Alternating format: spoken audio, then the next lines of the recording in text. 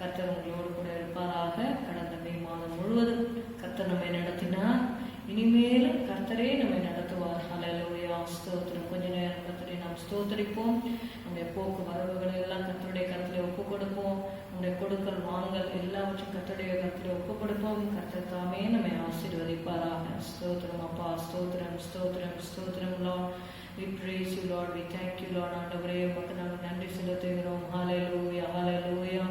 இம்மட்டுமாக எங்களை நீர் தாங்கி வழி நடத்தி தப்புவித்து உடைய தயவை நாங்கள் நினைக்கிறோம் அப்பா. Jesus, we praise you, Lord. Hallelujah.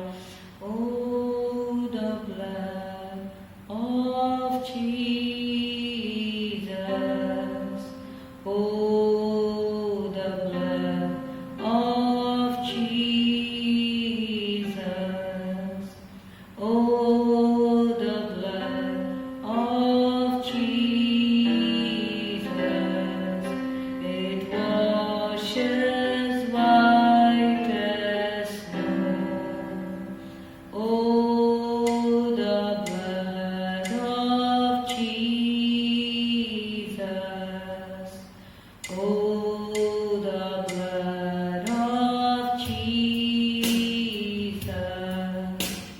Oh, the blood of Jesus. It keeps me safe and sound. Sing with me. Oh, the blood of Jesus. Oh, the blood of Jesus. Oh, the blood of Jesus.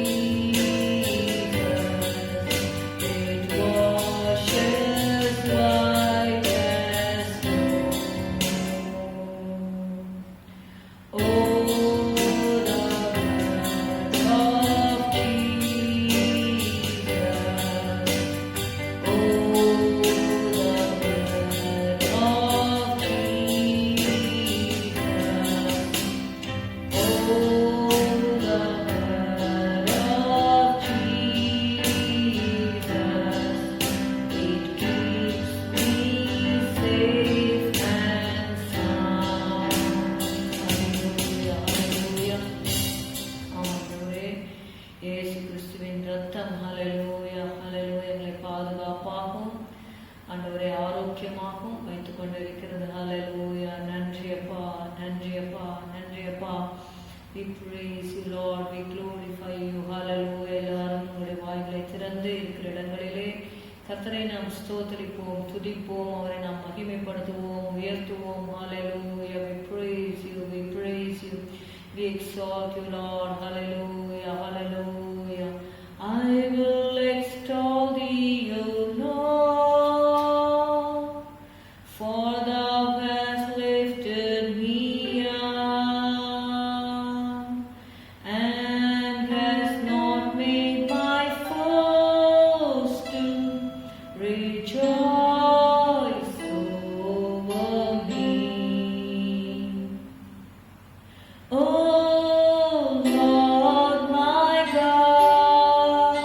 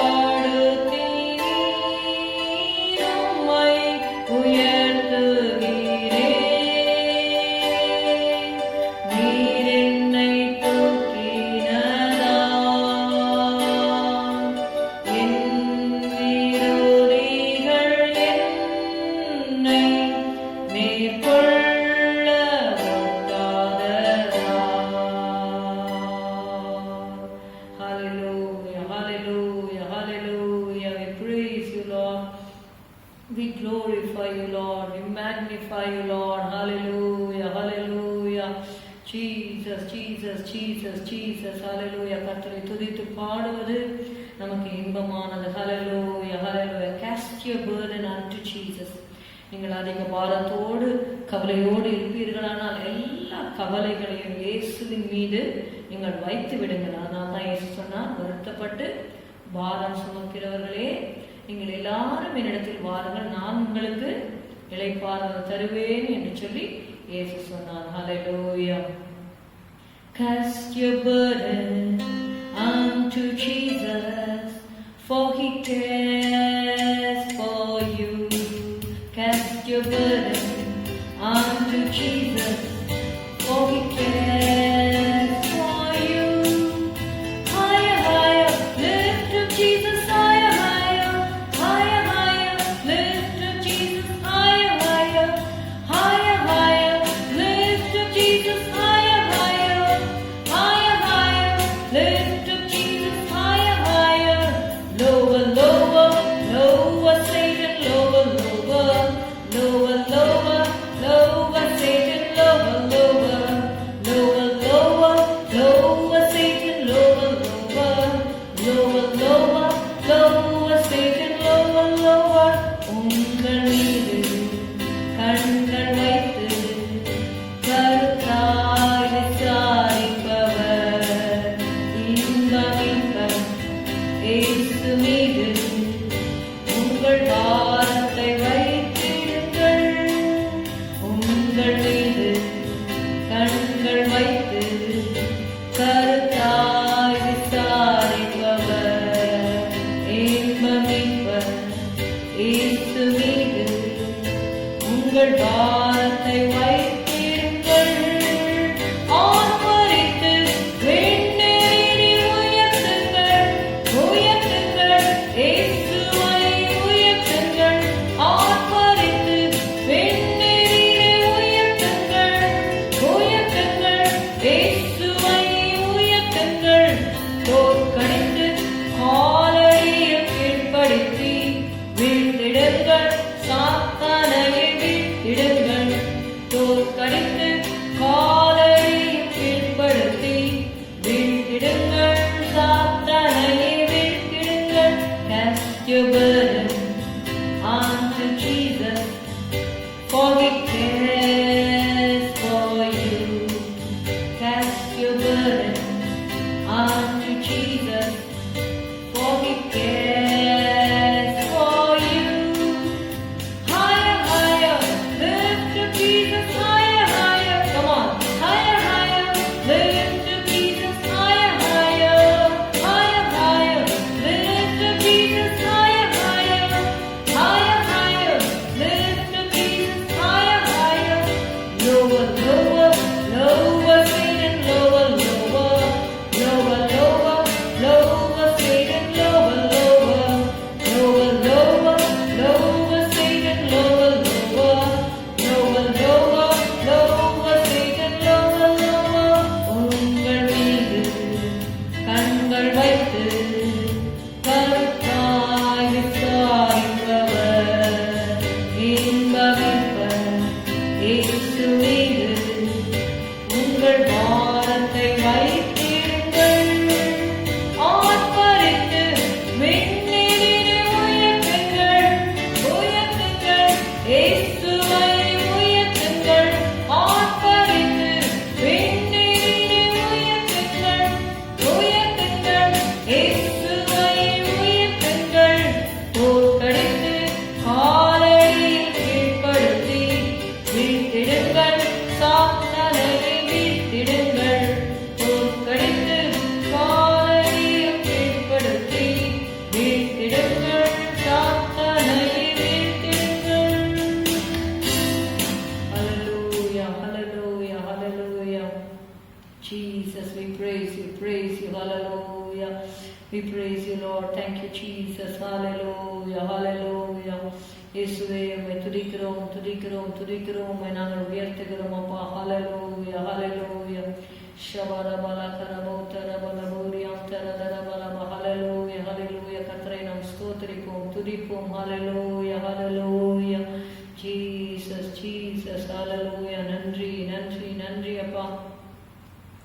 We praise you, Lord. We praise you, Lord. Hallelujah, hallelujah, hallelujah. Stotram, stotram, stotram, Appa. Oh, Jesus, hallelujah. Every day, every moment, God is with me. Hallelujah. Every place, any situation, God is with me. Hallelujah. இந்த பாடலை நான் பாடுவோம். Every day, every moment, God is with me.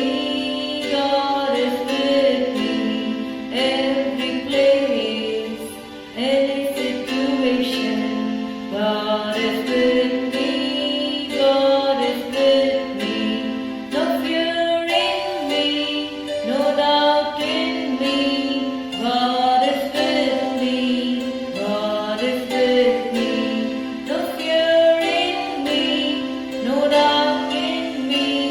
God is with me.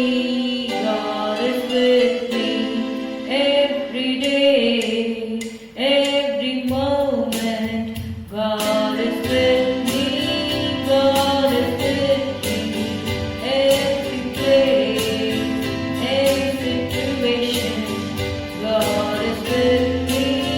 God is with me. No fear in me, no doubt in me. God is with me.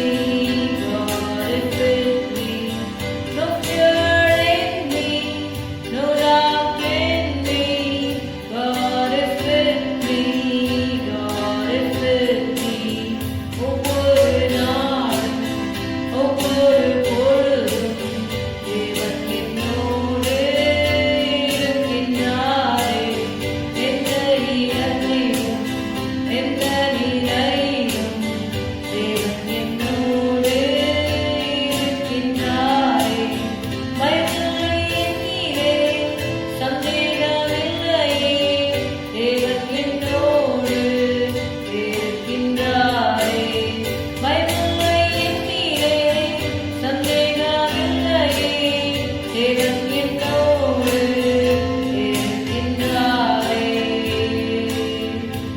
Hallelujah, hallelujah. We praise you, praise you, praise you, Lord. Thank you, Jesus. Hallelujah. He is exalted, He is exalted, He is exalted on high. Creations will praise Him, His saints will adore Him. The King is exalted on high. உயர்த்தப்பட்டாரவர், உயர்த்தப்பட்டாரவர், உயர்த்தப்பட்டார். சிருஷ்டிகள் போற்றுவார், பக்தர் வணங்குவார், ராஜா உயர்த்தப்பட்டார். உயர்த்தப்பட்டாரவர், உயர்த்தப்பட்டாரவர், உயர்த்தப்பட்டார். சிருஷ்டிகள் போற்றுவார், பக்தர் வணங்குவார், ராஜா உயர்த்தப்பட்டார். இயேசுவே, உம்மை நாங்கள் உயர்த்துகிறோம். கர்த்தாவே, நீர் ராஜாதி ராஜாவாக, கர்த்தாதி கர்த்தாவாக இருக்கிறீர். ஹalleluya, ஹalleluya. உம்மை துதிக்கிறோம், துதிக்கிறோம், துதிக்கிறோம். ஆண்டவர், இந்த ஜூன் மாதத்திலே நீங்கள் எதையெல்லாம் இழந்தீர்களோ, உங்களுடைய சமாதானத்தை, மகிழ்ச்சியை, நிம்மதியை இழந்திருப்பீர்களானால் இந்த மாதத்திலே தேவன் இரட்டிப்பாக உங்களுக்கு எல்லா ஆசீர்வாதத்தையும் தருவார் என்று நான் விசுவாசிக்கிறேன். இந்த பாடலை நாம் பாடுவோம். பெரிய பாட்டு புஸ்தகத்திலே இரட்டிப்பான நன்மைகள் தந்திட இயேசு வாக்களித்தாரே. ஹalleluya, ஹalleluya. இந்த பாடலை நாம் பாடுவோம். இரட்டிப்பான நன்மைகள் தந்திட இயேசு வாக்களித்தாரே. இரட்டிப்பான நன்மைகள் தந்திட இயேசு வாக்களித்தாரே. முன்மாறி மேல் பின்மாறி மழையே, உன்னதத்தினின்று வந்திறங்கு தேவன். மாறி மேல் பின்மாறி மழையே,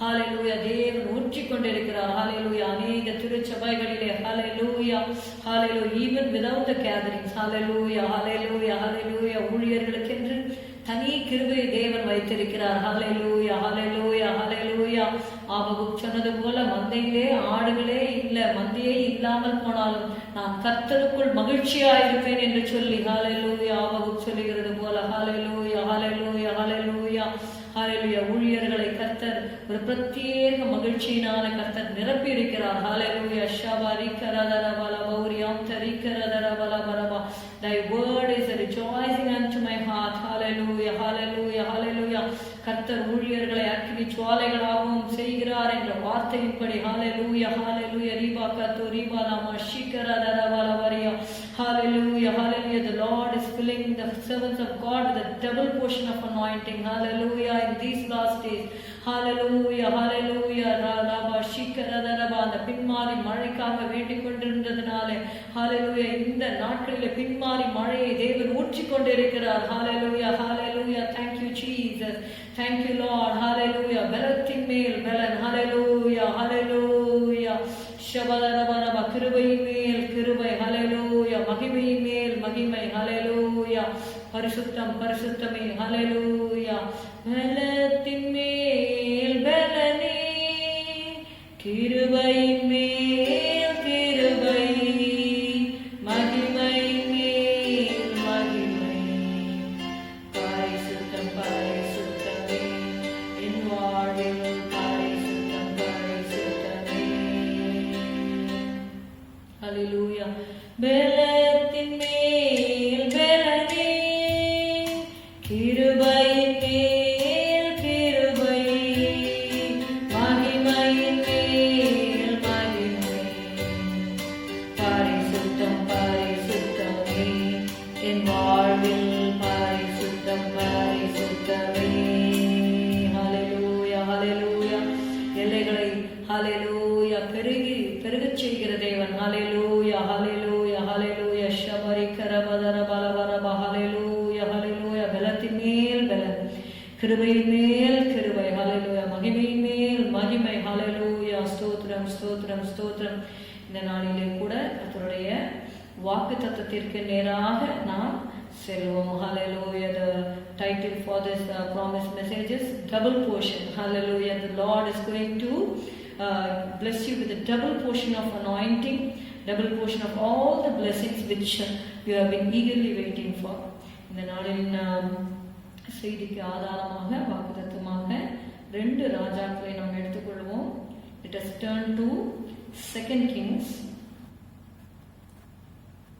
chapter 2 verses 9 and 10.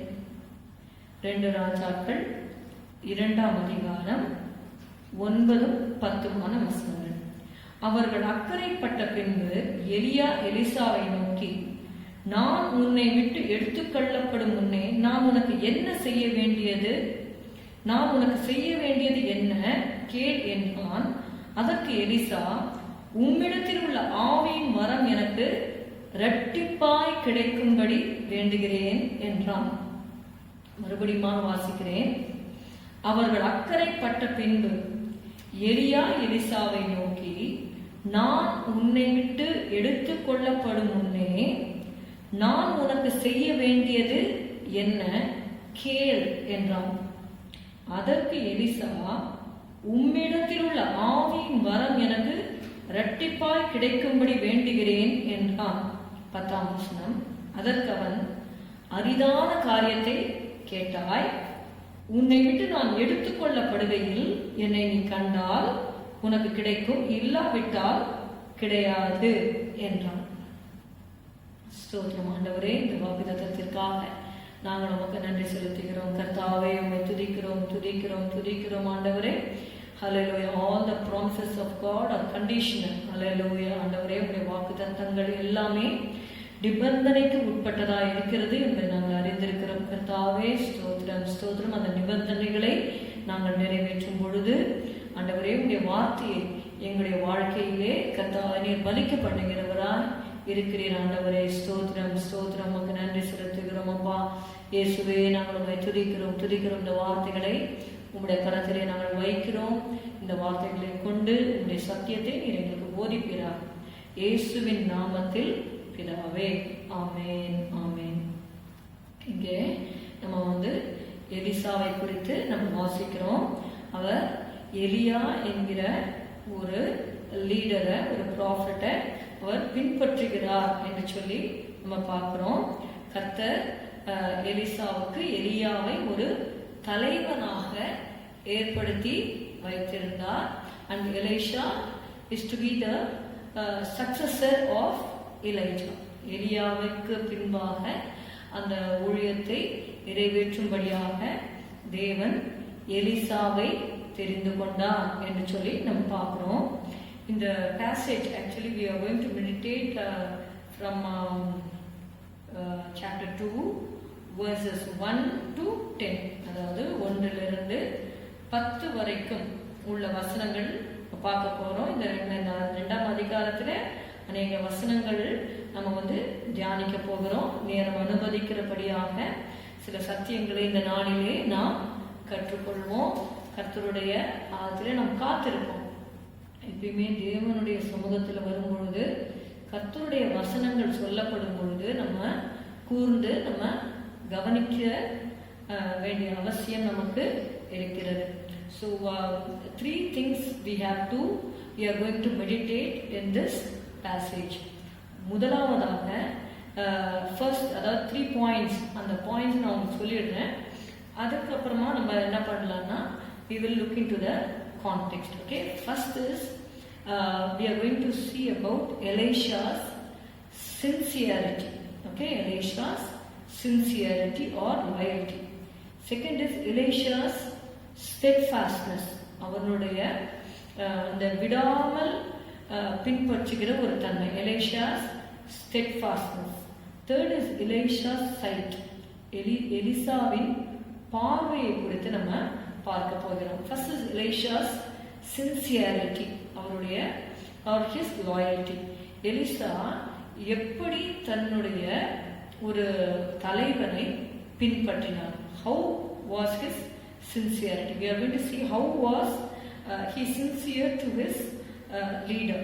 He is going to be the successor, and God, it is time for God to take Elijah from the earth. எலியாவை எடுத்துக்கொள்ளக்கூடிய ஒரு காலகட்டம் வந்தது. அது எலிசாவுக்கு நன்றாக தெரிந்த ஒன்றாக இருந்தது. ஏன்னா தேவன் அபிஷேகித்து அழைத்தவர்களுக்கு காரியங்களை அவர் முன்கூட்டியே அறிவிக்கிறவராக இருக்கிறார். நீங்க வாசித்தீங்கன்னா தெரியும். 1 கொரிந்தியர் 2ஆம் அதிகாரம் 1 கொரிந்தியர் 2ஆம் அதிகாரம் 9-10 எழுதி இருக்கிறபடி தேவன் தம்மில் அன்பு கூறுகிறவர்களுக்கு ஆயத்தம் பண்ணினவைகளை கண் காணவும் இல்லை, காது கேட்கவும் இல்லை, அவைகள் மனுஷனுடைய இருதயத்தில் தோன்றவும் இல்லை. நமக்கோ தேவன் அவைகளை தமது ஆவியினாலே வெளிப்படுத்தினார். அந்த ஆவியானவர் எல்லாவற்றையும் தேவனுடைய ஆழங்களையும் ஆராய்ந்திருக்கிறார். அப்போ பரிசுத்த ஆவியானவர் நமக்கு வரும் பொழுது சகல சத்தியத்திற்குள்ளும் நம்மை வழி நடத்துகிறார். அது மாத்திரமல்ல, நமக்காக என்ன காரியங்கள் ஆயத்தம் பண்ணப்பட்டிருக்கிறது என்பதை தேவன் நாம் அவரை அன்பு கூறும் பொழுது அவருடைய ஆவியினாலே நமக்கு வெளிப்படுத்துகிற தேவனாய் இருக்கிறார். அந்த ஆவியானவர் எப்படிப்பட்டவர்? அந்த ஆவியானவர் எல்லாவற்றையும் தேவனுடைய ஆழங்களையும் ஆராய்ந்திருக்கிறார் என்று சொல்லி நம்ம பார்க்கிறோம். First is Elisha's sincerity. அவர் எப்படி சின்சியரா இல்லாட்டி லாயலா இருந்தார் என்று சொல்லி நம்ம பார்க்கும் பொழுது, எலியா எலிசாவை நோக்கி நீ இங்கே இரு, கர்த்தர் என்னை பெத்தேல் மட்டும் போக அனுப்புகிறார் என்றான். அதற்கு எலிசா, நான் உம்மை விடுகிறதில்லை என்று கர்த்தரின் ஜீவனையும் உம்முடைய ஜீவனையும் கொண்டு சொல்லுகிறேன் என்றான். அப்படியே இருவரும் பெத்தேலுக்கு போனார்கள். இங்க பார்க்கிறோம், அவங்க இருந்த இடம் கில்கால் என்று சொல்லி பார்க்கிறோம். அங்கிருந்து நீ இங்கேயே இரு அப்படின்னு சொன்னா அவர் என்ன சொல்றாரு? Master, I will not leave you, wherever you go I will follow. இப்போ சாதாரணமான ஒரு இதுல நீங்க பாத்தீங்கன்னா, நீங்க இரு அப்படின்னு சொன்னா, ஐயோ மாஸ்டர் சொல்லிட்டாரு இங்க இருக்க சொல்லிட்டு ஒரு சிலர் என்ன பண்ணிடுவாங்க, தன்னுடைய லீடரை ஃபாலோ பண்றதை விட்டுட்டு, சரி கில்கால்ல தானே இருக்க சொன்னாரு இங்கே இருந்துடலாம் அப்படின்னு சொல்லிட்டு இருந்துடுவாங்க. ஆனா அவர் அப்படி இல்லை. He was so sincere in following his leader to Bethel. From Bethel they are going to Jericho. நீங்க பாத்தீங்கன்னா 4வது வசனத்துல, பின்பு எலியாவை நோக்கி எலிசாவே நீ இங்கே இரு, கர்த்தர் என்னை எரிகோ மட்டும் போக அனுப்புகிறார். அதற்கு அவன், நான் உம்மை விடுகிறதில்லை என்று கர்த்தருடைய ஜீவனை. ஸோ இதுல எல்லாம் நீங்க பாத்தீங்கன்னா, you see the sincerity of Elisha in following his leader Elijah. This is the first thing what I want to say is, be sincere in following your leader. நமக்கென்று தேவன் வைத்த, பூமியிலே வைத்த தலைவர்கள். இப்போ நமக்கு கர்த்தர் தான் நமக்கு ஹெட்டா இருக்கிறாரு, தலைவரா இருக்கிறாரு. ஆனாலும் இந்த பூமியிலே நமக்கு அந்த ஃபெலோஷிப்காக, கைடன்ஸ்க்காக ஆண்டவர் பூமியிலே நமக்கு சில ஆவிக்குரிய தலைவர்களை கர்த்தர் வைக்கும் பொழுது அவங்கள நம்ம ஃபாலோ பண்றது சின்சியரா ஃபாலோ பண்ணணும்னு ஆண்டவர் விரும்புகிறார் என்று சொல்லி நம்ம பார்க்கிறோம். So first is Elisha's sincerity. நீங்க இந்த காரியங்களை நீங்க பாத்தீங்கன்னா, அடுத்ததாக பாத்தீங்கன்னா Elisha's steadfastness. More or less எல்லாமே இதுல சேமா இருக்கிற மாதிரி தான் இருக்கும். But there is a difference. நம்ம ஒரு தலைவனை பின்பற்றும் பொழுது கடமைக்காகவும் பின்பற்றலாம். ஆனா இதயத்தின் ஆழத்திலிருந்து அன்போட உத்தமத்தோட நம்ம பின்பற்றுகிறது என்று ஒன்று உண்டு. அதனால முதலாவதாக that is it shows his sincerity in following his leader. Second is Elisha's steadfastness. இப்போ நீங்க பாத்தீங்கன்னா அவங்க இருக்கிற இடம் கில்கால். அப்போ கில்கால்ல இருந்து நான் பெத்தேல் போறேன்னு சொல்லும் பொழுது எலிஷா இஸ் நாட் சாட்டிஸ்ஃபைட். அங்கே இல்லை. அவர் he is so steadfast in following the leader from Gilgal to Bethel. நீங்க இரு அப்படின்னு சொன்னா கூட அவர் என்ன பண்ணல, நான் உண்மை விடுகிறது இல்லைன்னு சொல்லி ஸ்டெட்ஃபாஸ்டா அவர் ஃபாலோ பண்றதை நம்ம பார்க்கணும். கில்கால் என்பது எதை குறிக்கிறது என்று சொல்லி நம்ம அறிந்து கொள்ள வேண்டும். 4 places are mentioned in this chapter. இந்த 2 கிங்ஸ் 2nd சாப்டர்ல 4 இடங்கள் பிரத்யேகமாக குறிக்கப்பட்டிருக்கிறது என்று சொல்லி நம்ம பார்க்கிறோம். முதலாவதாக கில்கால். இந்த கில்காலை குறித்து நம்ம வாசிக்கும் பொழுது யோசுவா 4ஆம் அதிகாரம் எடுத்துக்கொள்ளுங்க. Turn with me to the book of Joshua, chapter 4, verses 19 and 20. You please turn your Bible and see. உங்களுடைய வேதாகமங்களை எடுத்து நீங்க பாருங்க. யோசுவா 4:19-20. இந்த பிரகாரமாக முதல் மாதம் 10ஆம் தேதியிலே ஜனங்கள் யோர்தானிலிருந்து கரையேறி எரிகோவுக்கு கீழ் எல்லையான கில்காலிலே பாளையம் இறங்கினார்கள். அவர்கள் யோர்தானில் எடுத்துக்கொண்டு வந்த அந்த 12 கற்களையும் யோசுவா கில்காலிலே நாட்டி என்று சொல்லி பார்க்கணும். So here Gilgal is the place where the Israelites camped after they crossed the Jordan River. அங்க பாளையம் இறங்கினார்கள். முதலாவதாக அவங்க பாளையம் இறங்கின இடம் என்னன்னா கில்கால் என்ற இடத்துல தான் அவங்க இருப்பாங்க. It's the place of new beginnings. உங்களுடைய வாழ்க்கையில நீங்கள் ஆண்டவரை பின்பற்ற ஆரம்பித்திருப்பீர்கள். ஆண்டவர் புதிய காரியங்களை உங்களுக்கு இந்த ஜூன் மாதத்திலே அவர் செய்கிறவராயிருக்கிறார். So start the work with God. ஆண்டவரோடு கூட நீங்க என்ன பண்ணுங்க, இந்த மாதத்தை நீங்கள் தொடங்குங்கள். இதுவரைக்கும் உங்களுடைய வாழ்க்கை எப்படி இருந்தது என்று எனக்கு தெரியாது. ஆனால் இந்த மாதத்திலிருந்து ஒரு தீர்மானத்தை எடுத்துக்கொள்ளுங்கள். I will start my life new with Jesus. அதனால்தான் நீங்க பாத்தீங்கன்னா, if any man is in Christ, he is a new creature. All things are passed away. Behold, all things are become new. அப்போ ஆண்டவர் புதிய காரியங்களை ஒவ்வொரு நாளும் நமக்கு செய்கிறார். அப்போ அந்த கில்கால் என்று சொல்லும்போது it is an experience of the place of new beginnings. இப்போ கில்கால்ல இருக்கிறாரு, ஒரு புதிய ஆரம்பத்தை அவங்க பாக்குறாங்க. அதோட அவங்க நிக்கிறாங்களா? இல்ல. அங்க பாத்தீங்கன்னா அங்கிருந்து வேற ஒரு இடத்துக்கு அவர் போறார். யாரு? எலிசாவை நோக்கி, நீ இங்கே இரு. சரி, ஆரம்பிச்சாச்சு இல்லையா, நீ இங்கே இரு அப்படின்னு சொல்லிட்டு, நான் கிளம்புறேன். எங்க போறேன்? நீ இங்கே இரு, கர்த்தர் என்னை பெத்தேல் மட்டும் போக அனுப்புகிறார். ஸோ நம்ம கிறிஸ்டியன் லைஃப்ல there are more of experiences, new experiences, fresh experiences are awaiting us. So we should never be satisfied just with the starting point. நம்ம ஸ்டார்டிங் பாயிண்ட்லயே நம்ம உட்கார்ந்துருக்க கூடாது. நம்ம என்ன பண்ணணும்? இப்போ அவர் போறாரு. யார் போறாரு? the leader is going. எலியா என்ன பண்றாரு? நீ இங்க இரு, கர்த்தர் என்னை பெத்தேல் மட்டும் போக அனுப்புகிறார். So if you want to have the double portion of anointing, you must have to follow the leader. இங்க பாருங்க, அதற்கு எலிசா, நான் உம்மை விடுகிறதில்லை என்று கர்த்தரின் ஜீவனையும் உம்முடைய ஜீவனையும் கொண்டு சொல்லுகிறேன் என்றான். அப்படியே இருவரும் பெத்தேலுக்கு போனார். What does Bethel denote? Bethel என்பது எதை குறிக்கிறது? It denotes the house of God, or it is a place of prayer. ஆபிரகாமை குறித்து நம்ம வாசிக்கிறோம். ஆதியாகமம் 12வது அதிகாரம் 8வது வசனத்துல நீங்க வாசித்தீங்கன்னா, பின்பு அவன் அவ்விடம் விட்டு பெயர்ந்து பெத்தேலுக்கு கிழக்கே இருக்கும் மலைக்கு போய் பெத்தேல் தனக்கு மேற்காகவும் ஆயி கிழக்காகவும் இருக்க கூடாரம் போட்டு அங்கே கர்த்தருக்கு ஒரு பலிபீடத்தை கட்டி கர்த்தருடைய நாமத்தை தொழுது கொண்டான். What does Bethel means? It's a house of God. It is a place of worship. So நம்ம ஆண்டவரோடு நம்முடைய வாழ்க்கையை ஆரம்பிக்கிறோம். நம்ம ஆரம்பித்து அந்த கில்கால் என்ற அனுபவத்தோட இல்லாதபடி we have to move on to Bethel. You have to start worshiping the Lord. You have to praise the name of the Lord. You have to praise the name of the Father. You have to praise the Holy Spirit. பரிசுத்த ஆவியினால் நிறைந்து மணிக்கணக்காக தேவனை ஆராதிக்க வேண்டும், worship பண்ண வேண்டும். See, அதற்காக தான் தேவன் நம்மை தெரிந்து கொண்டார். நீங்க பாத்தீங்கன்னா, பரலோகத்தில் உள்ள தூதர்கள் இரவும் பகலும் 24 hours, okay, they don't have day. அதெல்லாம் ராக்காலம் இராது அப்படின்னு சொல்லி எழுதப்பட்டிருக்குது. நீங்க பரலோகத்தை குறித்து நீங்க வாசிங்கன்னா தெரியும், அங்கே ராக்காலமே இராது. அப்போ 24 hours கணக்கு கிடையாது. அவங்க இரவும் பகலும், அங்க இரவே முதல்ல கிடையாது.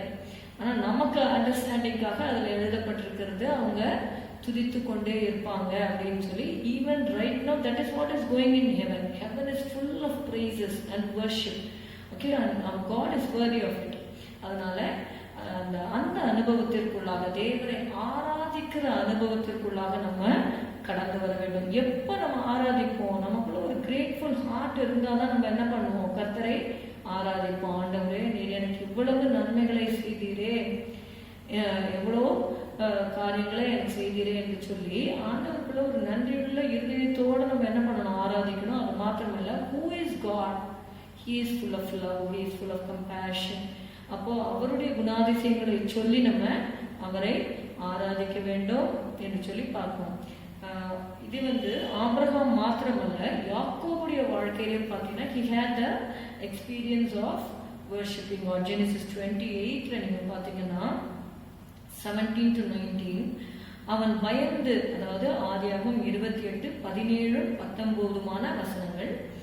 அவன் பயந்து, இந்த ஸ்தலம் எவ்வளவு பயங்கரமா இருக்கிறது, இது தேவனுடைய வீடே அல்லாமல் வேறல்ல, இது வானத்தின் வாசல் என்றான். அந்த ஸ்தலத்திற்கு பெத்தேல் என்று பெயரிட்டான். அப்போ தேவனுடைய வீடு. அப்போ அவன் பயந்து, இந்த ஸ்தலம் எவ்வளவு பயங்கரமாய் இருக்கிறது. அப்போ ஆண்டவர் இருக்கிற இடம் எப்படிப்பட்ட இடம்னா, அது it's a place of worship, it's a place of prayer, it's a place of holiness. ஒரு பரிசுத்தமாக இருக்கிற ஒரு இடம் தான் பெத்தேல். ஸோ அந்த அனுபவத்திற்குள்ளாக நம்ம கடந்து வர வேண்டும். எலிசா பார்த்தீங்கன்னா he only started anew, not only started anew, but he also went to Bethel, which is a place of worship and it's a place of prayer. அப்போ ஆண்டவர்கிட்ட ஜெபத்துல நீங்க என்ன பண்ணணும், இருந்து ஆண்டவர்கிட்ட தேவனுடைய காரியங்களை நீங்கள் கேட்க வேண்டும். மூன்றாவதாக நீங்க பாத்தீங்கன்னா, they were not satisfied with Gilgal and Bethel. He was passing on from Bethel to Jericho. இங்க பெத்தேல்ல இருந்து எரிகோவுக்கு எலியாவை ஆண்டவர் திரும்பவுமாக அழைக்கிறார் என்று சொல்லி நம்ம பார்க்கிறோம். இங்க பாத்தீங்கன்னா, நான் உண்மை விடுகிறதில்லை, உங்களுடைய ஜீவனையும் சொல்கிறேன் என்றால், அப்படியே அவர்கள் எரிகோவுக்கு வந்தார்கள்.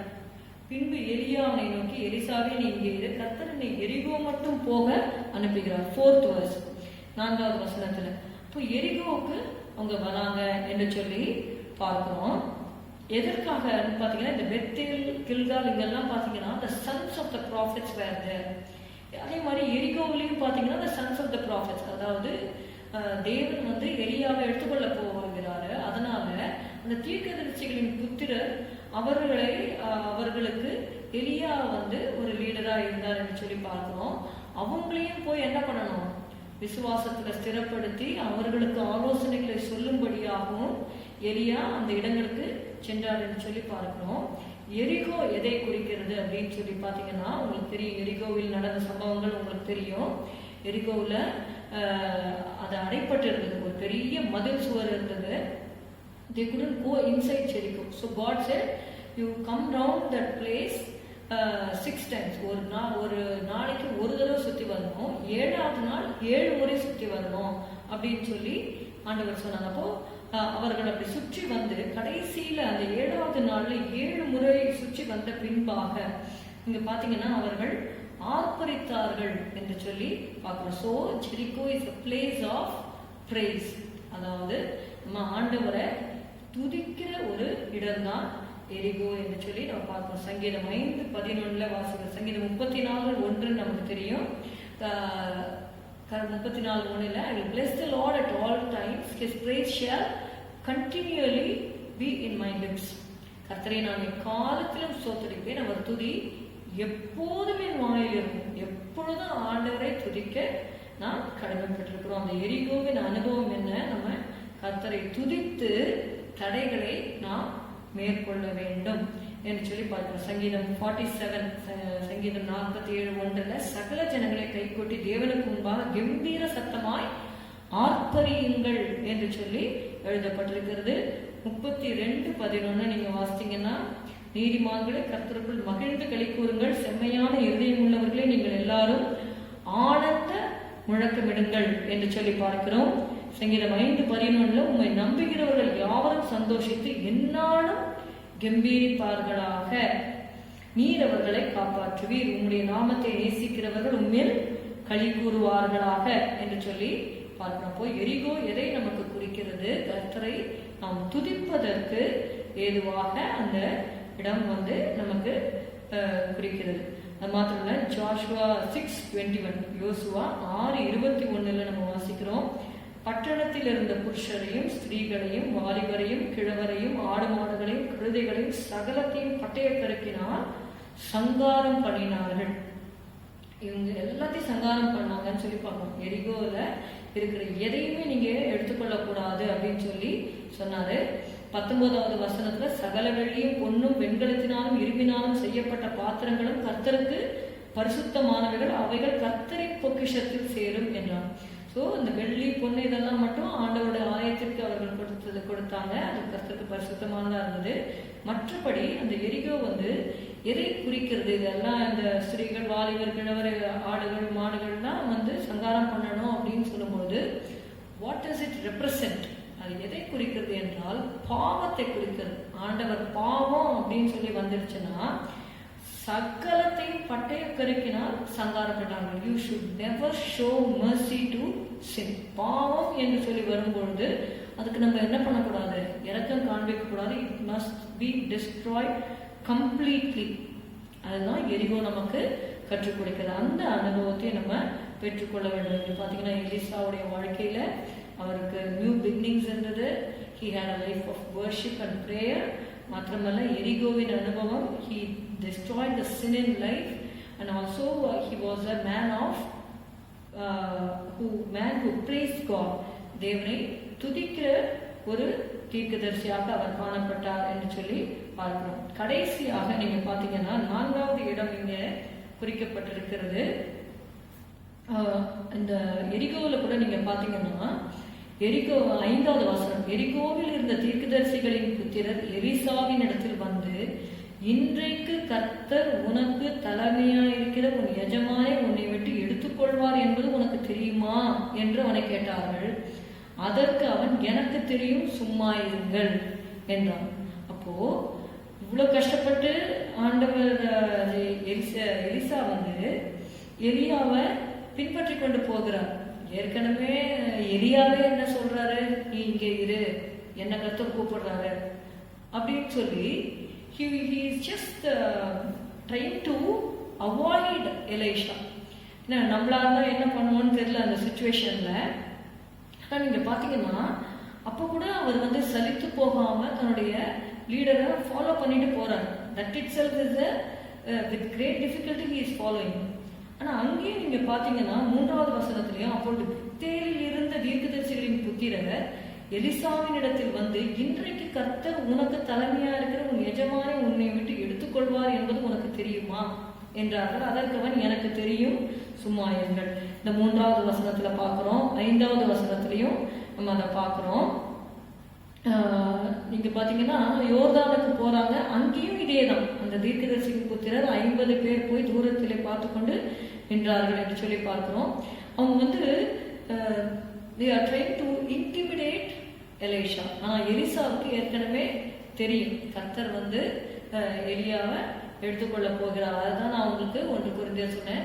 ஆண்டவர் ஆவியினாலே கர்த்தரில் நாம் உண்மையாக அன்பு கூறும் பொழுது அவர் காரியங்களை வெளிப்படுத்தி கொடுக்கிற தேவனாக இருக்கிறார். சில காரியங்களை ஆண்டவர் நமக்கு ரிவீல் பண்றார். It's not that Elisha was ignorant of his head being taken up to heaven. அதனால எலிசாவுக்கு நன்றாக தெரியும். அதனால்தான் he was not bothered about the sons of the prophets.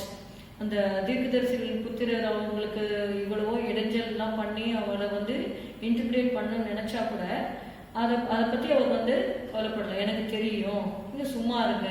Already that man is in pain.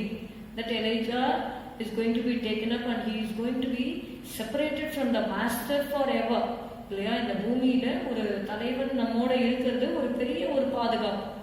அந்த தலைவன் ஏன்னா நம்ம பார்க்கிறோம், அவர் சாதாரணப்பட்டவர் இல்லை. எலியா உங்களுக்கு தெரியும் இல்லையா? அக்னியெல்லாம் இறக்கி பாகால் தீர்க்கதரிசிகளாம் கொன்று போட்டவர். So he had heard so many things about the leader. அப்போ அவ்வளோ ஒரு பவர்ஃபுல் லீடர் நம்மளை விட்டு போக போறாருங்கிறப்போ எலிசாவுக்கு எவ்வளோ கஷ்டம் இருக்கும். ஆனா அதன் மத்தியில இந்த தீர்க்கதரிசிகள் புத்திரர் என்ன பண்றாங்க? உங்க தலைவனை எடுத்துக்கொள்ள போறாங்க, உங்க தலைவனை உங்க எஜமான எடுத்துக்கொள்ள போறாருன்னு சொல்லி அவரை பரியாசம் பண்ற மாதிரி அவங்க பேசுறாங்க. பட் இப்படிதான் நடக்கும். நம்ம ஆண்டவர்கிட்ட டபுள் போர்ஷன் ஆஃப் அனாயிண்டிங் வேணும் ஸ்பிரிச்சுவலா இன்னும் நான் முன்னேறணும், ஆவிக்குரிய வாழ்க்கையில இன்னும் வளரணும்னு சொல்லும் பொழுது இப்படிப்பட்ட இடைஞ்சல்கள் நமக்கு அவசியமா வரும். But we are not called to get discouraged. நம்ம இப்படி பேசுறாங்களேன்னு சொல்லி டிஸ்கரேஜ் ஆகி நம்ம நிற்கவே கூடாது. we have to go on from Jericho to Jordan. யோர்தான் எதை குறிக்கிறது அப்படின்னு சொல்லி பார்த்தீங்கன்னா, you have to go through something in life. எப்படி இந்த தீர்க்கதரிசிகள் புத்திரர்லாம் இது பண்ணாங்க இல்லையா, அத மாதிரி யோர்தானை நம்ம கடந்து போக வேண்டும். சில மனிதர்களுக்கு அது மரணமாக கூட இருக்கலாம். அந்த மரணத்தை கடந்து அந்த மரண யோர்தானை நான் கடக்கிறது அப்படின்னு சொல்லி சிலர் பாடல்கள் பாடுறது மரணம் போன்ற ஒரு சூழ்நிலை. மரணம் தான் அப்படின்னு நான் சொல்ல வரல. அநேக வேளைகளில பரிசுத்தவான்கள் இப்படிப்பட்ட பாதையின் வழியா கடந்து போறாங்க. as though இனி ஒண்ணுமே செய்ய முடியாது, this is the last stop for the man of God. அந்த யோர்தான் தான் கடைசி. அதை ஜெயிச்சிட்டாங்கன்னா நிச்சயமா he is going to go towards his blessing. So இப்படியாக தடைகள் வந்துட்டே இருந்தது. Gilgal, Bethel, Jericho. ஒவ்வொரு காரியமாக அவங்க ஓவர் கம் பண்ணிக்கொண்டே அந்த எக்ஸ்பீரியன்ஸ் எல்லாம் அவர் கடந்து வருகிறார். கடைசியாக அந்த யோர்தான அதையும் அவர்கள் கடக்கிறார்கள் என்று சொல்லி நம்ம பார்க்கிறோம். நீங்க பாத்தீங்கன்னா 6வது வசனத்துல, பின்பு எலியா அவனை நோக்கி, நீ இங்கே இரு, கர்த்தர் என்னை யோர்தானுக்கு அனுப்புகிறார் என்றான். அதற்கு அவன், நான் உம்மை விடுகிறதில்லை என்று கர்த்தருடைய ஜீவனையும் உம்முடைய ஜீவனையும் கொண்டு சொல்கிறேன் என்றான். அப்படியே இருவரும் போனார்கள். தீர்க்கதரிசிகளின் புத்திரர்கள் 50 பேர் போய் தூரத்திலே பார்த்து கொண்டு நின்றார்கள். அவர்கள் இருவரும் யோர்தான் கரையிலே நின்றார்கள். அப்பொழுது எலியா தன் சால்வையை எடுத்து முறுக்கி தண்ணீரை எடுத்தான். அது இரு பக்கமாய் பிரிந்தது. அவர்கள் இருவரும் உலர்ந்த தரை வழியாய் அக்கறைக்கு போனார்கள் என்று சொல்லி பார்க்கணும். ஸோ இது வரைக்கும் it's really a great miracle that the waters of Jordan divided. So when will the waters of Jordan will get divided? When you have the persistence and the steadfastness to follow your goal. நமக்கு ஒரு luck இருக்கும் பொழுது அதை தொடர்ந்து நம்ம பின்பற்றி போய்கொண்டே இருக்கும் பொழுது ஒரு நாளைக்கு என்ன ஆகும், அந்த யோர்தான் இரண்டாக பிரியும்.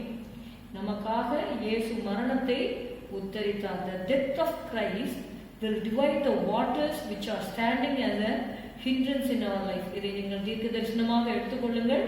கர்த்தர் இந்த மாதத்திலே யோர்தானின் தண்ணீரை அவர் பிரிக்கிறார். ஹல்லேலூயா. நீங்கள் அக்கறைக்கு போகும்படியாக கர்த்தர் கிரியை செய்வார்.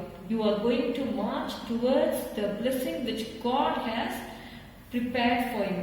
அப்பொழுது எலியா தன் சால்வையை எடுத்து முறுக்கி தண்ணீரை அடித்தான். அது இரு பக்கமாக பிரிந்தது. அவர்கள் இருவரும் உலர்ந்த தரை வழியாக அக்கறைக்கு போனார்கள். So those who were mocking Elisha were seeing it. அவங்க பார்த்தாங்க. அவங்க பார்க்க எலிஷா என்ன பண்றாருன்னா அந்த யோர்தானை கடந்து போகிறார் என்று சொல்லி நம்ம பார்க்கிறோம். அப்போ இதுவரைக்கும் வந்ததே என்னது, ஒரு பெரிய ஜேர்னியா இருக்கு இல்லையா? So we see Elisha's sincerity and Elisha's steadfastness. இந்த 2 பாயிண்ட் நம்ம பார்த்துக்கிட்டோம். மூன்றாவது, இது மிகவும் முக்கியமான ஒரு காரியம். இவ்வளவு தூரம் வந்திருக்கிறார். எதையெல்லாம் தாண்டி, கில்காலை தாண்டி, பெத்தேலை தாண்டி, எரிகோவை தாண்டி, யோர்தானையும் கடந்து, இந்த யோர்தான் நதியையும் அவர்கள் கடந்து வந்துட்டாங்க. இப்போ 9வது வசனம், இவ்வளோ தூரம் ஒரு லீடரை ஃபாலோ பண்ணப்புறம் தான் அந்த லீடர் கேட்கிறாரு, உனக்கு என்னப்பா வேணும் அப்படின்னு சொல்லி கேட்கிறார். அவர்கள் அக்கறைப்பட்ட பின்பு எலியா எலிசாவை நோக்கி, நான் உன்னை விட்டு எடுத்து கொள்ளப்படும் முன்னே நான் உனக்கு செய்ய வேண்டியது என்ன கேள் என்றான். பாத்தீங்கன்னா எவ்வளவு கிளியரா அங்க எலியா சொல்ற, நான் எடுத்துக்கொள்ளப்பட போறேன். So every real servant of God will know when his ministry is going to get over. அது கர்த்தர் அவங்களுக்கு சொல்லுவார். எல்லாருக்கும் சொல்லுவாரான்னு தெரியாது. ஆனா ஒரு சிலருக்கு ஆண்டவர் இங்க எலியாவுக்கு சொன்னார் என்று சொல்லி வேதத்துல நம்ம ஆதாரத்தை நம்ம பார்க்கணும். நான் உன்னை விட்டு நான் எடுத்துக்கொள்ளப்பட போகிறேன். So God has a time for his servants. எவ்வளவு நாளைக்கு அவங்க வேலை செய்யணும், ஊழியம் செய்யணும், எல்லாத்தையும் பார்த்துட்டு ஆண்டவருக்கு தெரியும். ஆண்டவர் அவருடைய நேரத்தில் அவர் எடுத்துக்கொள்ள போறாரு. Elijah is not at all bothered. He is so happy to go and be with his God. நான் உன்னை விட்டு எடுத்துக்கொள்ளப்படும் முன்னே நான் உனக்கு செய்ய வேண்டியது என்ன கேள் என்றான். Because one of the joy Elijah had is he had already developed a successor. அநேக லீடர்ஸ் இதுல பெரிய தவறு செய்து விடுறாங்க. they never develop the successor. தனக்கு அடுத்து அந்த ஊழியத்தை செய்வதற்கு ஒரு ப்ராப்பர் லீடரை ட்ரெயின் பண்ணாம போயிடுறாங்க. which is really very pathetic nowadays. So அப்படி இல்லாத படிக்க இங்கே எலியாவுக்கு என்ன சந்தோஷம் இருந்துச்சுன்னா, பரவாயில்ல, ஒரு ஸ்டெட்ஃபாஸ்டா நம்மளை ஃபாலோ பண்ணி வர ஒரு சக்சஸர் கடவுள் நம்மளுக்கு கொடுத்துருக்கிறாருன்னா அவர் நிச்சயமா சந்தோஷப்பட்டிருப்பாரு. அதனாலதான் 9வது வசனத்துல அவர் கேட்கிறாரு. இவ்வளோ தூரம் கேட்கவே இல்லை பாருங்க. கில்கால்ல இருந்து பெத்தேல் போறாங்க, உனக்கு என்னப்பா வேணும்னு கேட்கவே இல்லை. எரிகோ தாண்டி வராங்க, அப்பயும் கேட்கல. யோர்தானையும் கடந்து இவ்வளோ தூர காரியங்கள்லாம் முடிச்ச அப்புறம் தான் 9வது வசனத்துல அவர் கேட்கிறாரு, நான் உன்னை விட்டு எடுத்து கொள்ளப்படும் முன்னே நான் உனக்கு செய்ய வேண்டியது என்ன கேள் என்றான். அதற்கு எலிசா, உம்மிடத்தில் உள்ள ஆவியின் மரம் எனக்கு இரட்டிப்பாய் கிடைக்கும்படி வேண்டுகிறேன் என்றான். So now he is asking, give me double portion. இப்போ எல்லாருக்கும் டபுள் போர்ஷன் வேணும், இரட்டிப்பான ஆசீர்வாதங்கள் வேணும் அப்படின்னா you have to go through all these procedures. ஆண்டவர் மட்டும் சும்மா கொடுத்துருவாரா ஆசீர்வாதம்ல? அதற்குரிய நிபந்தனைகளை எல்லாம் நம்ம நிறைவேற்றும் பொழுது ஆண்டவர் நம்மளை ஏமாற்ற மாட்டார். மனுஷன் ஏமாத்திடுவாங்க இல்லையா? ஆனா ஆண்டவர் ஏமாற்றவே மாட்டாரு அப்படின்னு சொல்லி நம்ம பார்க்கிறோம். இங்க நீங்க பாத்தீங்கன்னா, எனக்கு ரெட்டிப்பான அபிஷேகம், உம்மிடத்துல உள்ள அபிஷேகம், ஆவியின் வரம் எனக்கு ரெட்டிப்பாய் கிடைக்கும்படி வேண்டுகிறேன்னு சொல்லி கேட்கிறாரு. அப்போ எலியா சொல்றாரு, அரிதான காரியத்தை கேட்டாய், உன்னை விட்டு நான் எடுத்துக்கொள்ளப்படுகையில் என்னை நீ கண்டால் உனக்கு கிடைக்கும், இல்லாவிட்டால் கிடையாது என்றான். அப்போ அவர் சொல்றார், கடைசியா திஸ் இஸ் த கிளைமேக்ஸ், லாஸ்டா இதுதான் இப்போ நடக்க போகுது. இப்போ அந்த டபுள் போர்ஷனை வாங்கி கொள்ளணும். இப்போ கேட்கிறாங்க. இப்போ எலியா சொல்றாரு, சரி ரொம்ப அரிதான காரியத்தை கேட்ட, கொடுக்க முடியாதுன்னு சொல்லல, அந்த டைம்ல நான் எடுத்துக்கொள்ளப்பட போறேன், என்னை நீ கண்டால் உனக்கு கிடைக்கும் அப்படின்னு சொல்லிட்டார். அங்க பாருங்க, அவர்கள் பேசிக்கொண்டு நடந்து போகையில் இதோ அக்கினி ரதமும் அக்கினி குதிரைகளும் அவர்கள் நடுவாக வந்து இருவரையும் பிரித்தது என்று சொல்லி பார்க்கும். 2 பேர் பேசிக்கிட்டே போறாங்க. சடனா பாத்தீங்கன்னா அக்கினிமயமான ரதங்களும் குதிரைகளும் வந்து எலியாவையும் எலிசாவையும் பிரிச்சிடுச்சு அப்படின்னு சொல்லி பார்க்கணும். இப்போ ஆனா நீங்க பாருங்க, it's something which is very new. இதுவரைக்கும் எலிசா அப்படிப்பட்ட ஒரு காட்சியை பார்த்திருப்பாரா எனக்கு தெரியல. பைபிள்ல it is not return he has seen அக்னிமயமான ரதங்கள் குதிரைகள்லாம் பார்த்தாருன்னு சொல்லி எழுதப்படவில்லை. பாத்தீங்கன்னா அவர்கள் பேசிக்கொண்டு நடந்து போய் அக்கினி ரதமும் அக்கினி குதிரைகளும் அவர்கள் நடுவாக வந்து இருவரையும் பிரித்தது அப்படின்னு சொல்லி பார்க்கிறோம். அந்த அக்னிமயமான ரதமும் குதிரையும் வந்தா கூட எலிசாவோட கண்ணெல்லாம் எலியாவின் மேலதான் இருந்ததை ஒழிய இந்த அக்கினி ரதத்தின் மேலேயோ அக்கினி குதிரையின் மேலேயோ இல்லை என்று சொல்லி நம்ம பார்க்கிறோம். அதனாலதான் இப்ப நம்முடைய பிலீவர்ஸ் எல்லாம் பாத்தீங்கன்னா, ஏதாவது ஒரு புதுசா ஒண்ணு வந்துடுச்சுன்னா அவங்க தலையில விட்டுட்டு அதை ஃபோக்கஸ் பண்ண ஆரம்பிச்சிடுறாங்க. So where is your focus? This is what I call Elisha's sight. Elisha தன்னுடைய பார்வையில ரொம்ப ஃபோக்கஸ்டா இருந்தார். He was looking only at leader and not at the chariots and the chariots of fire and chariot of horses. அந்த அக்னிமயமான ரதங்களையோ குதிரைகளையோ பார்க்காம அவரை தன்னுடைய லீடரையே focus பண்ணி பார்த்தார் என்று சொல்லி பார்க்கிறோம். அதை எலிசா கண்டு, என் தகப்பனே இஸ்ரவேலுக்கு ரதமும் குதிரை வீரருமாய் இருந்தவரே என்று புலம்பினான். நீங்க பாத்தீங்கன்னா, எலியா சுழல் காற்றிலே பரலோகத்திற்கு ஏறி போனான். So Elijah was not taken by the chariots of fire and chariots of horses. இங்க நல்ல வசனத்தை பார்த்தீங்கன்னா தெரியும், அக்கினி ரதமும் அக்கினி குதிரைகளும் அவர்கள் நடுவாக வந்து இருவரையும் பிரித்தது. எலியா சுழல் காற்றிலே பரலோகத்திற்கு ஏறி போனா என்று சொல்லி பார்க்கணும். So Elijah was taken by the whirlwind என்று சொல்லி பார்க்கலாம். அந்த சுழல் காற்றுல அப்படியே அவர் ஏறி போறாருன்னு பார்க்கணும். எலிசா அதை பார்த்துட்டு அவர் என்ன சொல்றாருன்னா, என் தகப்பனே என் தகப்பனே, இஸ்ரவேலுக்கு நீங்க தான் என்னது ரதம், நீங்க தான் குதிரை வீரர் என்று சொல்லி எலியாவை புகழ்கிறதை நம்ம பார்க்கணும். பாத்தீங்கன்னா அக்கினிமயமான ரதங்களும் குதிரைகளும் அவர்கள் நடுவாக வந்து இருவரையும் பிரித்தது. எலியா எப்படி போறாரு? சுழற்காட்டுல போறாரு. அவர் இங்க இருக்கிற அக்னிமயமான ரதத்தையும் குதிரையும் பார்க்கல, அவர் எலியாவை பார்க்கிறார். பார்த்துட்டு சொல்றாரு, நீர் எப்படி இருந்தீர் என் தகப்பனே என் தகப்பனே, இஸ்ரவேலுக்கு ரதமும் குதிரை வீரருமா இருந்தவரே என்று புலம்பினான். அவனை அப்புறம் காணாமல் தன் வஸ்திரத்தை பிடித்து 2 துண்டாக கிழித்தான் என்று சொல்லி பார்க்கிறோம். பின்பு அவன் எலியாவின் மேலிருந்து கீழே விழுந்த சால்வையை எடுத்து திரும்பி போய் யோர்தானின் கரையிலே நின்று எலியாவின் மேலிருந்து கீழே விழுந்த சால்வையை பிடித்து, எலியாவின் தேவனாகிய கர்த்தர் எங்கே என்று சொல்லி தண்ணீரை அடித்தான். தண்ணீரை அடித்தவுடனே அது 2 பக்கமாக பிரிந்ததினால் எலிசா இக்கரைப்பட்டான் என்று சொல்லி பார்க்கிறோம். மேல இருக்கிற சம்பவங்களை நீங்க வீட்டுல போய் கர்த்தர் எப்படியாக அந்த இரட்டிப்பான வரத்தை, ஆவியின் வரத்தை அவருக்கு கொடுத்தார், அவர் எப்படியாக அதிசயங்களை செய்தார் என்றெல்லாம் பின்பாக எழுதப்பட்டிருக்கிறது. நாம் சொல்ல வேண்டிய காரியம் என்னென்றால், his sight, Elisha's sight, he was looking only to the leader. அதே சமயத்துல நீங்க பாத்தீங்கன்னா முதல்ல என்ன சொன்னாரு, என் தகப்பனே என் தகப்பனே என்று சொல்லி புலம்பினவர் அப்புறம் கொஞ்சம் வளர்ந்துட்டார், ஆவியில வளர்ந்து அவர் 14வது வசனத்துல சொல்றாரு, எலியாவின் தேவனாகிய கர்த்தர் எங்கே. ஃபர்ஸ்ட் என் தகப்பனேன்னு சொன்னாங்க. இப்ப பாக்குறாரு, சரி தகப்பனை வந்து எடுத்துக்கிட்டாங்க.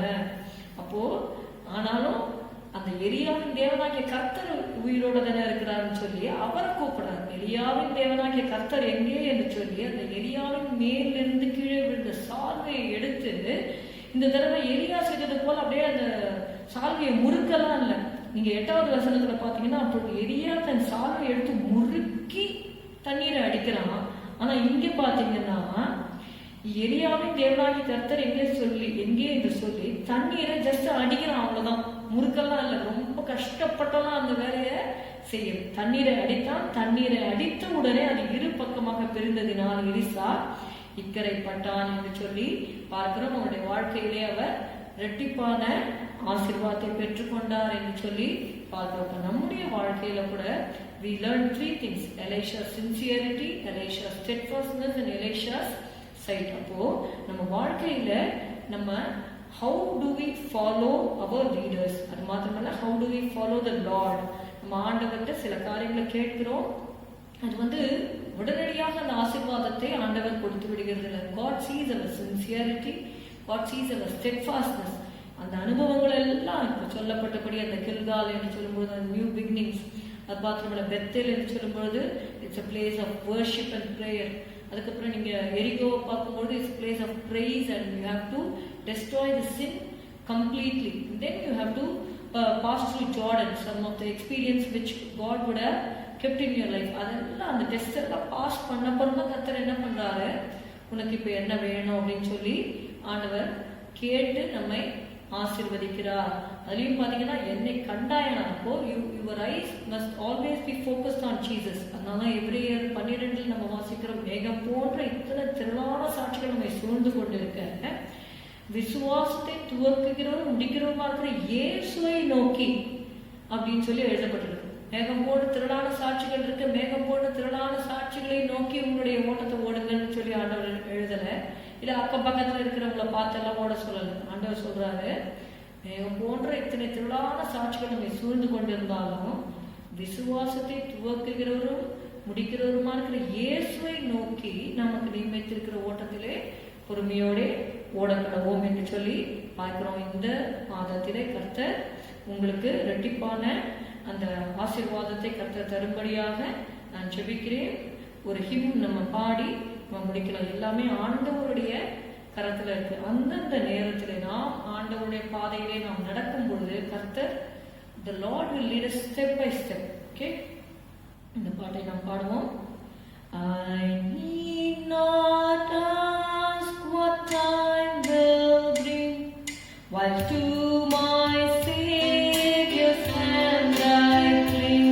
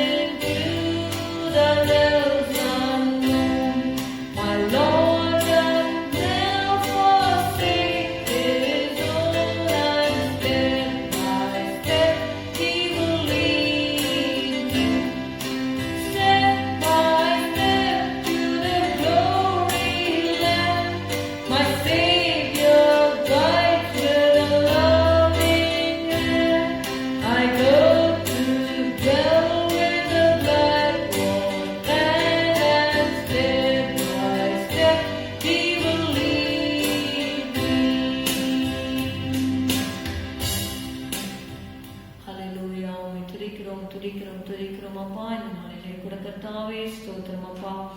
ஆவியின் வரம் இரட்டிப்பாய் ஆண்டவரே எனக்கு வேண்டும் என்று சொல்லி கேட்ட ஆண்டவரே எலிசாவுக்கு ஆண்டவரே ஸ்தோத்திரம். சில ஆண்டவரை பரீட்சைகளை நீர் வைத்து அவர் எப்படியாக ஆண்டவரை தன்னுடைய தலைவனை பின்பற்றுகிறார் என்று சொல்லி நாங்கள் கவனித்தோம் அப்பா. அவருடைய ஆண்டவரை சின்சியாரிட்டிக்காக, ஸ்டெட்ஃபாஸ்ட்னஸ்க்காக, அவர் தன்னுடைய அப்பா அந்த லீடர் மேல வைத்திருந்த அந்த பார்வைக்காக, சைட்காக ஆண்டவரை நாங்கள் நன்றி செலுத்துகிறோம். ஆண்டவரே இயேசுவே உம்மை துதிக்கிறோம் அப்பா. ஆண்டவரே ஸ்தோத்திரம் ஸ்தோத்திரம் ஸ்தோத்திரம் அப்பா. ஹல்லேலூயா. நான் எடுத்துக்கொள்ளப்படும் முன்னே நீ என்னை கண்டால் அது உனக்கு கிடைக்கும் என்று சொல்லி ஆண்டவரை சொல்லப்பட்டது. ஆண்டவரை நாங்களும் கூட கர்த்தாவே உம்மை பார்த்து எங்களுடைய ஓட்டத்தை ஓட கர்த்தாவே ஆண்டவரை உம்மிடத்திலிருந்து கிருபைகளை, வல்லமைகளை, வரங்களை நாங்கள் பெற்றுக்கொள்ள நீர் எங்கள் கிருபை தரும்படியா நாங்கள் செபிக்கிறோம். ஆண்டவரே ஸ்தோத்திரம். விசுவாசிகளின் குடும்பத்தாரை உடைய கருத்தில் ஒப்புக் கொடுக்கிறோம். நீர் ஆசீர்வதிப்பீராக. இந்த மாத்திரையுடைய குறைவுகள் எல்லாம் நீர் நிறைவாக்கும்படி நாங்கள் செபிக்கிறோம். ஆண்டவரே அவர்களுக்கு வேண்டிய அப்பா அந்த ஸ்பிரிட் ஆஃப் வர்ஷிப் நீங்க கட்டளையிடுங்க, ஸ்பிரிட் ஆஃப் பிரேயர் கட்டளையிடுங்க, ஸ்பிரிட் ஆஃப் பிரேஸ் கட்டளையிடுங்க. ஆண்டவரே உடைய ஜெபங்களுக்கெல்லாம் நீங்கள் பதில் தருவீராக. ஆண்டவரே ஆசீர்வதியும் கர்த்தாவே, கிருபையை தந்து நடத்துவீராக. ஆசீர்வதியும் இயேசுவின் நாமத்தில் பிதாவே, ஆமென். எல்லாரும் சேர்ந்து சொல்லுவோம். என் ஆத்துமாவே கர்த்தரை ஸ்தோத்திரி, என் உடமையுடைய பரிசுத்த நாமத்தை ஸ்தோத்திரி. என் ஆத்துமாவே கர்த்தரை ஸ்தோத்திரி. கர்த்தர் செய்த சகல உபகாரங்களை மறவாதே. உன் அக்கிரமங்களை எல்லாம் மன்னித்து உன் நோய்களை எல்லாம் குணமாக்கி உன் பிராணனை அழிவுக்கு விலக்கு மீட்டு உன் கிருபையினாலும் இலக்கங்களினாலும் முடிசூட்டி நன்மையினால் உன் வாயை திருப்தியாக்குகிறார். கழுகு சமானமாய் உன் வயது திரும்ப வாழ வயது போல் ஆகிறது. ஒடுக்கப்படுகிற யாவருக்கும் கர்த்தர் நீதியையும் நியாயத்தையும் செய்கிறார். ஆமென். Praise the Lord. God bless you. Thank you.